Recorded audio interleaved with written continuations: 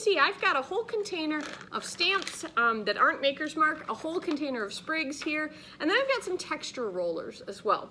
The neat thing about working with clay is you can make your textures kind of, make a process for speeding your textures up. So if you want to decorate your sculpture with a repetitive texture or your pottery, you can take and press this in. I'm going to press this in all over and bump, bump, bump, bump, bump, bump, bump, make a bunch of these little bumps. Ta-da! Now that texture didn't take me very long because I had made it ahead of time. I can do something similar with a sprig. It's going to take me a little bit longer because I've got to fill each sprig. But I'm going to fill, and then I'm doing this fast for you. If you're going to attach these to something, you need to score and slip. I don't have slip in front of me. I'm going to do this fast and loose, and it's not going to be well attached because I'm just demoing. When you do this, you need to attach them well. But we're talking sprigs now. We're not talking about attachments right now. So a lot of my sculpture has a lot of sprigs on it. If you look at my my website, you'll see what these look like if they go overkill, too much.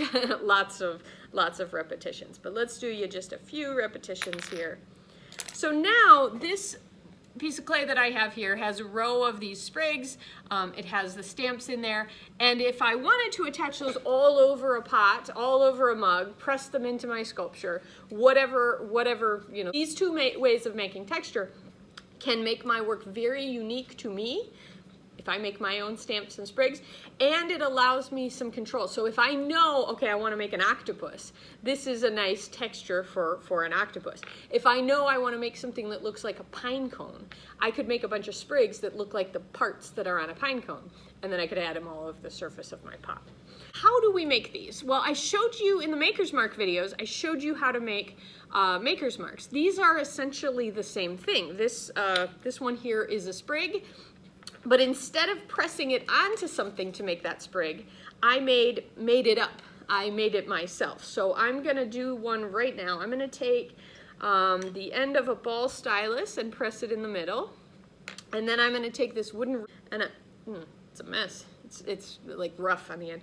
I'm going to press this in, and I'm going to capture that roughness of this randomly messy. I'm gonna add some other kinds of textures. I think I'm gonna use the end of this funny looking square pencil or triangular pencil, and I'm gonna push that over here on this side. Maybe I wanna use the end of a pen. I love ends of pens. End of a pen is basically a ball stylus, and it allows you to do a bunch of you know, dots or dragging a line and stuff. So there's my sprig that I've just made. I don't get to use it until it's fired, but I've made it, and now I can repeat that texture over and over again real fast without having to go to the fuss of it. You can also take more time making your sprigs if you want to.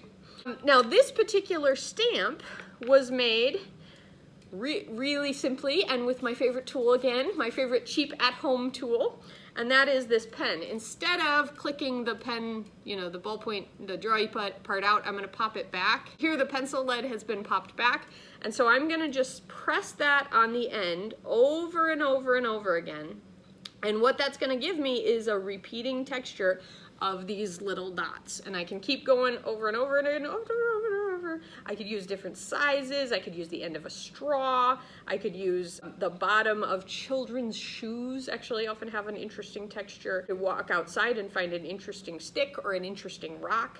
And I can make a sprig or stamps. This one's a stamp that have a variety of textures that I can then use. Stamps and sprigs can be bigger. Maker's Marks need to be fairly small to sit on the side of the pot, but you can make stamps and sprigs quite a bit bigger. Macaroni, buttons, random, I guess, decorative objects, pens, pencils, random sticks. All of these kinds of things can be, you don't have to have a tool. Like, you can bring tools home, but you don't have to have a tool to make stamps and sprigs. You can use stuff you have lying around the house. One other one I want to show you, and that is these texture rollers. So these texture rollers are used to, it's gonna blow your mind here, folks. They are used to roll a texture.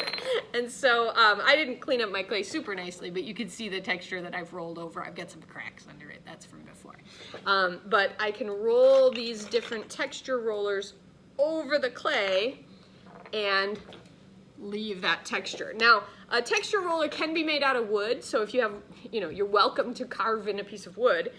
But they can also be made pretty easily out of clay. And I made a bunch of these when we were fully online because I was able to fire them and get them to people. But I'm asking you in the hybrid class, the hand builders in the hybrid class, to make your own texture rollers. So I've rolled out this just wad of clay, and now what do I want my texture to look like? I think I'm gonna add these, I like this weird triangle pencil end. It's kind of interesting.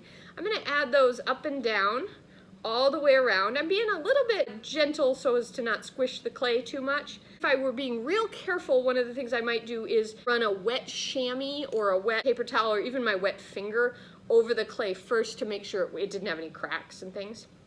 But I'm being fast because no one wants to watch hours of videos of me poking things in the clay. But now I've got a little simple texture roller. I could make it more interesting by poking it with other things.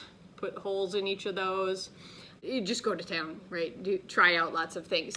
I know it's a little bit hard to think of what you want to make for a texture roller or a stamp or a sprig at the start of the quarter, but believe me, if you make a bunch of these and they're kind of interesting to you, you may find ways to use them later in the quarter. And I'm asking my hand builders, optional for the throwers, but I'm asking my hand builders to make at least one of each as well as your maker's mark. Thanks.